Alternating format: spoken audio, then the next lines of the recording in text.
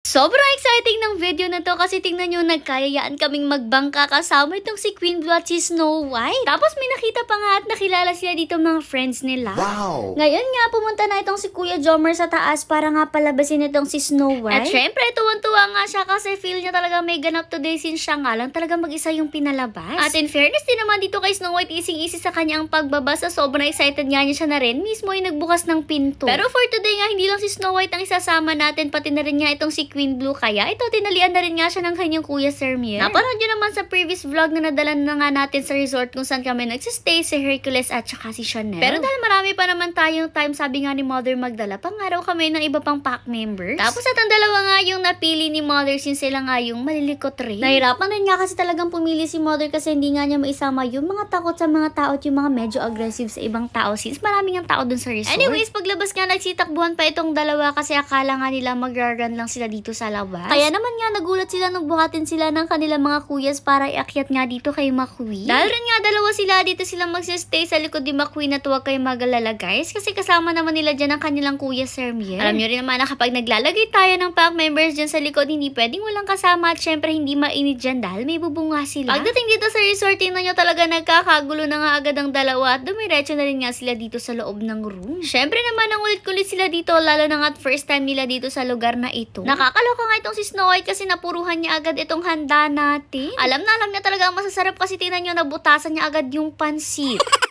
Kaya naman ninawakan na lang nga muna siya ni Mother para nga hindi siya mag-ibu-ibu dito masyado kasi nung time na to naghihintay nga lang tayo ng mag-video sa kanila. Maya-maya pa ito inilabas na nga silang dalawa at grabe sobrang na-curious sila sa lugar kaya kung saan-saan talaga sila nag-aamoy-amoy. Lahat talaga inamoy-amoy nila kahit nga yung mismong sahig. Pet friendly rin nga pala itong resort na to pero syempre hindi naman pwede ang mga pets sa pool kaya dito naman tayo palagi dumediretso sa may dagat. Tamang-tama rin naman kasi kahit medyo tirik nga yung araw ay napakalakas ng hangin kaya okay na okay for our pack members. Tapos talaga makikita nga rin nila yung beach or yung pinakadagat at tingnan nyo talagang hindi magkaintindihan itong si Queen Blue papalapit agad. Ito naman si Snow White may pagka-aesthetic kasi tingnan nyo talagang naglakad siya sa gilid ng pinaka-beach. At in fairness naman kay Ate Snow White natin hindi siya takot sa dagat. Kasi alam nyo naman iba natin pack members ni hindi nga makalapit man lang dito sa dagat kasi nga natatakot sila. Iba rin nga talaga itong si Snow White may pagka-brave girl nga talaga siya. Itong si Queen Blue naman maya-maya pa mukhang napagod na nga kasi umupo na rin nga siya dito. Sakto rin naman na nung time na to, nagyaya nga si Kuya kung magbabangka daw ba kami kaya kinausap nga ni Mother itong si Kuya. Medyo hindi pa nga sure si Mother nung una kung papayag ba siya magbangka tapos tinanong pa nga niya kay Kuya kung meron daw bang life vest yung mga aso. Pero syempre, sabi nga ni Kuya wala naman daw life vest para sa mga aso tapos sabi ni Kuya marami naman na daw silang naiisakay na aso. At safe rin naman daw yung bangka at safe rin naman daw magsakay ng aso dito sa bangka kaya itong si Mother talaga na-persuade nga ni Kuya. Natutuwa rin nga kasi si Mother kasi syempre ibang experience nga ito para dito kay Snow White at kay Queen Blue. Lalo na nga hindi ito planado kasi ang plano nga lang natin ay tayo maglalakad lang dito sa beach. At in fairness, mauwi nga tayo sa bangkaan talaga at nung time na to nag-aantay na nga lang tayo ng mga kasamahan natin para makasakay na tayo sa bangka. Tapos ito mga vendors dito nakausap nga ni Mother kasi tuwang-tuwa nga sila dito sa ating mga doggies tapos nanonood rin pala sila sa atin. Maya-maya pa may dumating nga na golden retriever at hinawakan nga ni Kuya Summer yung bibig ni Queen Blue kasi minsan talaga may pagkamaldita yan. Habang si Snow White naman, hinayaan nga natin siya na lumapit agad dito kay Golden Retriever kasi alam naman natin si Snow White sobrang behave na talaga niya kahit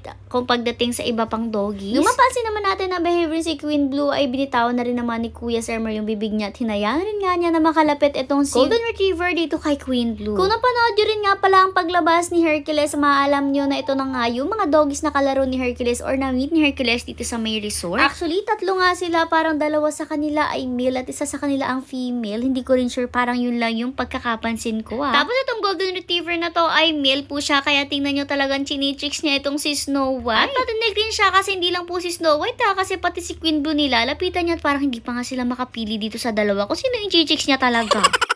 Nakakatuwa rin nga kasi itong mga kasama ni Golden Retriever, sabi nga nila kilala rin nga daw nila ang ating pack members at sabi pa nga nung isang ate i-test daw natin siya kasi alam daw niya lahat ng mga ganap sa ating pack members. O diba nakakataba ng puso na ganung may namimit tayo na talagang kilala ang ating pack members. Kaya maraming salamat sa inyo guys para sa pagsuporta sa amin at syempre kapag nakita nyo kami huwag kayong mahiya na magpa-picture dito sa ating pack members ha. Kasi alam nyo rin naman na very friendly sila kahit pagdating nga sa mga tao kasi tingnan nyo kahit nga sa ibang doggies ay friendly friendly sila. Maya-maya pa dumating na rin nga itong white na doggy. Tingnan nyo, talagang white to white at brown to brown nga ang kanilang pa-couple for today. Ay, tapos na ang Valentine's, may pa-couple pa. Maya-maya pa bigla nga binabahan itong si Golden Retriever, itong si Queen Blue. Buti na lang nga pumilwag itong si Queen Blue. O diba sabi ko sa inyo, chinichicks niya nga talaga si Kim Blue. Dumating na rin nga itong isa pang white at ang cute kasi nakadamit siya na color black, ha? After naman daw, naglakad na rin nga si na mother papunta sa bangka, tapos tingnan nyo talagang kasama pa rin nga namin itong si Golden Retriever. Actually, alam ko na ang pangalan niya nung time na to, kaso nga nakalimutan ko nga, kaya si Golden Retriever na lang yung tawag ko sa kanya. Sabi rin nga namin, parang gusto lang magpa-adapt nitong si Golden Retriever kasi kasama namin siya, pero syempre, sumusunod lang naman din talaga siya dito kay Queen Blue. Anyways, ito na nga, nag-ready na nga kami para sa pagbabangkain. Super excited na talaga kami nung time na ito. Syempre, inuna na rin nga nating ilagay dito sa bangka itong ating pack members at nauna na nga tayo kay Snow White na hawak-hawak ni Kuya sa bangka. Tapos si Kuya Jomar naman, ito iniakyat na rin nga si Kim Blue sa loob at mukhang takang-taka rin nga silang dalawa kung nasaan ba sila. Abangan nyo na lang nga sa susunod na video ang pagbabangka ng dalawang ito.